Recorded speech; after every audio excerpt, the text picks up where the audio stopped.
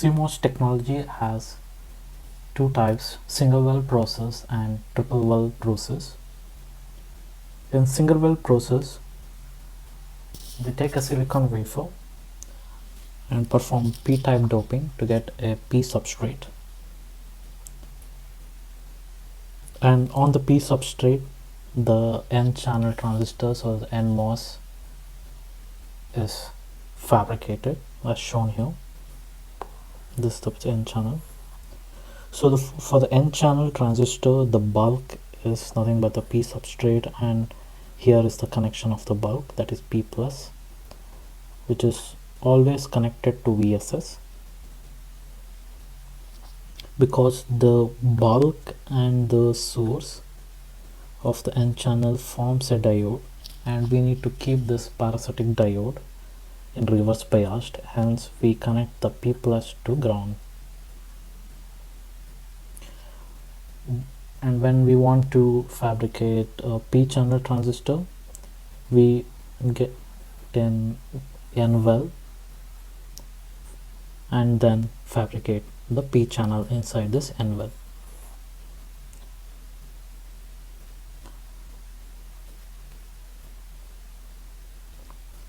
So I will take a circuit and show how the bulk connections are made in a single well process. So this is the circuit.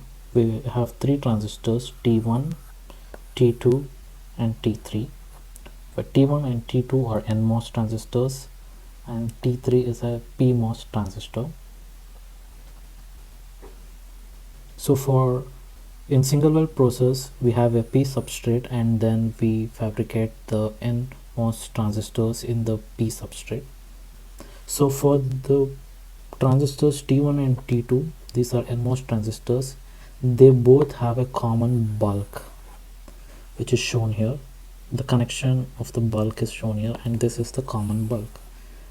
So the common bulk is connected to VSS. Whereas for the PMOS transistor, we have a N well and it has an independent bulk connection, and the bulk is connected to VDD as shown here. Generally, we need to keep the source to bulk voltage to 0 to avoid the bulk effect and the GMB transconductance. So in the circuit, the bulk of transistors T1 and T2, if you see, for T1 transistor the bulk is connected to ground, which is shown here. For T2 transistor, the bulk of T1 and T2 is shared. So for T2 transistor as well, the bulk is connected to the ground. Whereas for T3 it has independent bulk and it is connected to VDD shown here.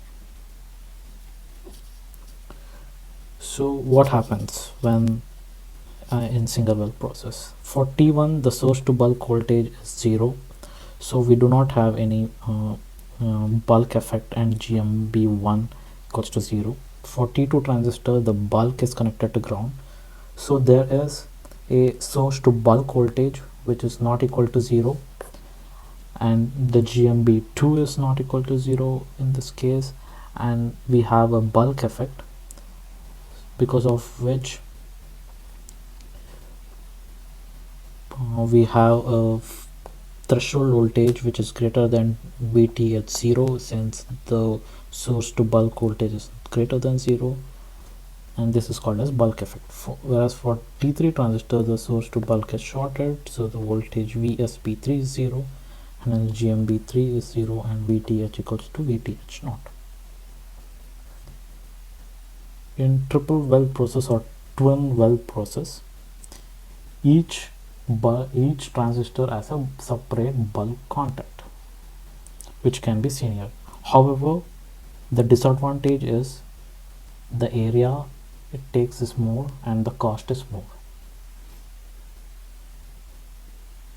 You can see the triple well process. We have a p substrate, and to form an n transistor we have to make an n well, and then on top of N well we have a P well, and then we fabricate our N channel transistor. And for forming a P channel transistor, in the P substrate we draw a N well, and then we fabricate our P channel transistor. This is called as twin well process and also as triple well process. So if you see here, for the same circuit, now the transistors T1 and T2 as separate bulk contacts. So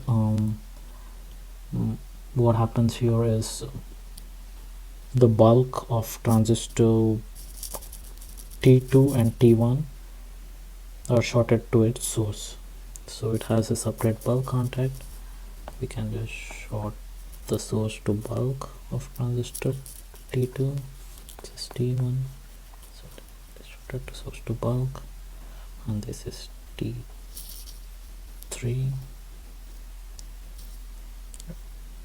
So anyways, the PMOS has a separate bulk to it, so it is shorted. So here the drains are shorted.